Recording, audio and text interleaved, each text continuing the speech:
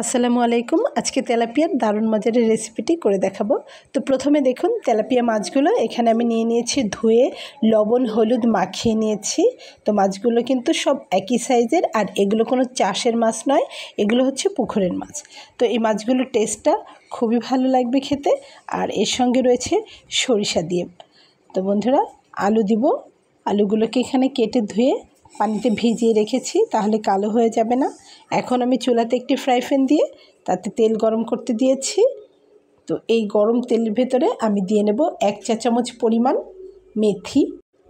যে কোনো স্ট্রং স্মেলের মাছগুলো যদি মেথির তেল দিয়ে ভাজা যায় এভাবে, তাহলে সেই মাছটা খাওয়ার সময় কোনো রকম গন্ধ আসে না।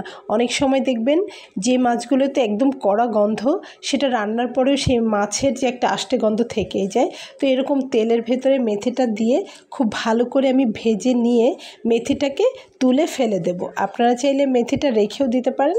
তবে যে দেখুন আমার লাল লাল হয়ে গেছে, মেথিগুলোকে এখন আমি একটা সাইডে সরিয়ে নিচ্ছি, কারণ মেথির যে সুগন্ধটা, তো সেটা অলরেডি আমার তেলের সঙ্গে কিন্তু মিশে গেছে। এখন আর মেথিগুলো আমার লাগবে না, তাই আমি এক সাইডে সরিয়ে নিচ্ছি, ওগুলোকে তুলে ফেলে দেবো। আর অন্য পাশে আমি এখন আগে মাছগুলো দিয়ে নিচ্ছি, তেলটা যেহেতু গরম হয়ে গেছে। তো এই যে দেখুন মাছগুলো দিয়ে নিচ্ছি।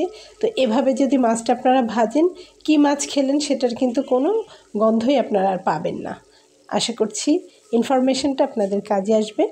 তো আমি মাছগুলো সব এভাবে দিয়ে নিয়েছি, দিয়ে উল্টে পাল্টে একদম কড়া করে ভেজে নিয়েছি। এভাবে ভেজে নেওয়ার পরে আমি এখানে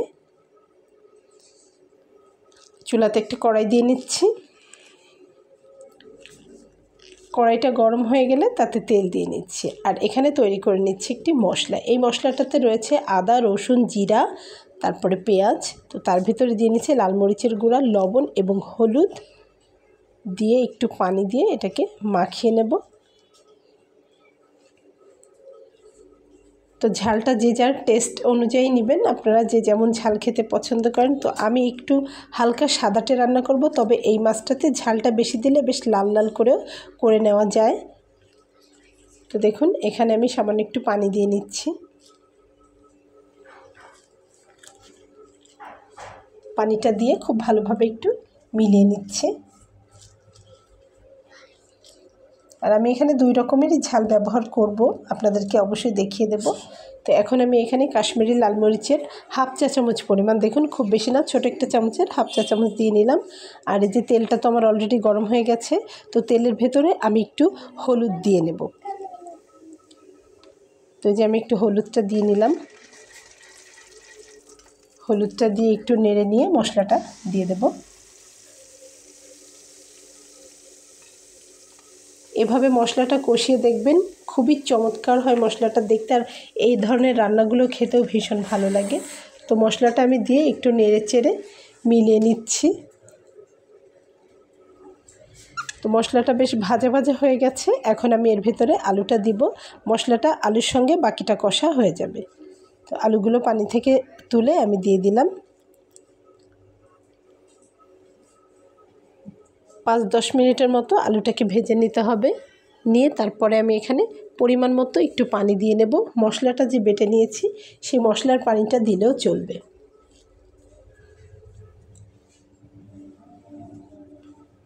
তো যে পানিটা আমি এখানে দিয়ে নেব, ওই পানিটা কিন্তু ঝোলের পানি না, ওই পানিটা হচ্ছে কষিয়ে নেওয়ার জন্য পানি, যাতে আলুটা খুব ভালোভাবে পারফেক্টলি সিদ্ধ হয়।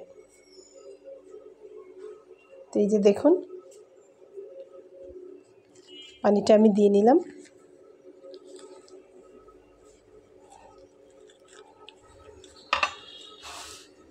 তো এভাবে রান্নাটা হতে হতে আমি আরও একটি মশলা তৈরি করে নেব, আর সেটা হচ্ছে সরিষা।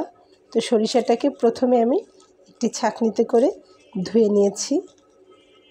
এই যে দেখুন, নিয়ে এই বাটিতে দিয়ে দিয়েছি। এর ভিতরে 4-5টা কাঁচামরিচ আমি দিয়ে নেব, দিয়ে তারপরে শিলপাটায় একদম মিহি করে বেটে নেব। যে খুব সুন্দর কিন্তু আমার বাটা হয়ে গেছে। চাইলে আপনারা এভাবেও ব্যবহার করতে পারেন, কিন্তু আমি এভাবে ব্যবহার করব না। সরিষাটাকে আমি বেশ পানি দিয়ে একটা স্টেইনারে করে ছেঁকে নেব, যাতে করে সরিষার যে খোসাগুলো আছে ওগুলো চলে যায়। তো এই যে দেখুন আমি এখানে স্টেইনারে করে ছেঁকে নিয়েছি। তো এখানে সরিষার গোলা পানিটা বেরিয়ে আসছে আর ওখানে খোসাগুলো রয়ে গেছে। তো যে এখন এখানে দিয়ে নিলাম, এমনকি নিচের অংশটুকুও দেবো না, এটুকু আমি বাদ দিয়ে দিচ্ছি। আমার রান্নার রেসিপিটা একটু সাদা সাদা হবে আর ঝালের পরিমাণটা একটু বাড়িয়ে দিলে একদম টকটকা লাল হবে। তো যেমনটা আপনাদের পছন্দ আপনারা কিন্তু তেমনই করে নিতে পারেন। একটু সাদাটে ভাবটা যদি রেখে দেন তাহলে মনে হবে টক দই দিয়ে রান্না করেছেন, এত সুন্দর কালারটা আসবে আর টেস্টটাও দারুণ আসবে। তো এই যে দেখুন আমার কিন্তু ঝোলের পানিটা দিয়ে খুব ভালোভাবে কষানো হয়ে যাচ্ছে, আলুটা একদম প্রায় সিদ্ধ হয়ে এসেছে। এই সময় লবণটা অবশ্যই চেখে দেখবেন, কম বেশি হয়ে গেলে লবণটা অ্যাডজাস্ট করে নেবেন। তো আমি এখানে আরও কিছুটা ঝোলের পানি দিচ্ছি। কালারটা কিন্তু খুবই সুন্দর আসছে, জানি না মোবাইলের ক্যামেরাতে কেমনটা ধরা পড়ছে, কিন্তু কালারটা বাস্তবে অনেক সুন্দর আসছে।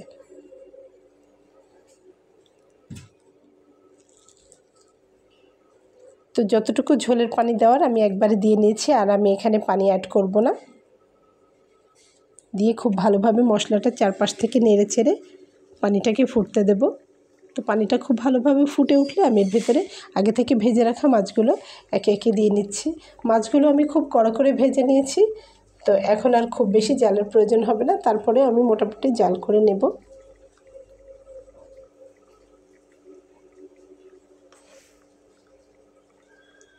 তো এই যে দেখুন একে একে মাছগুলো দিয়ে খুন্তি দিয়ে ভালো করে একটু চেপে চেপে ঝোলের পানির ভেতরে চুবিয়ে দেব। তো বেশ এভাবে নেড়েচেড়ে মিলিয়ে দিয়ে আমি আর বেশ কিছুক্ষণ জাল করে নেব। তো দেখুন আমার কালারটা কিন্তু এখানে একটু সাদা সাদা আসছে।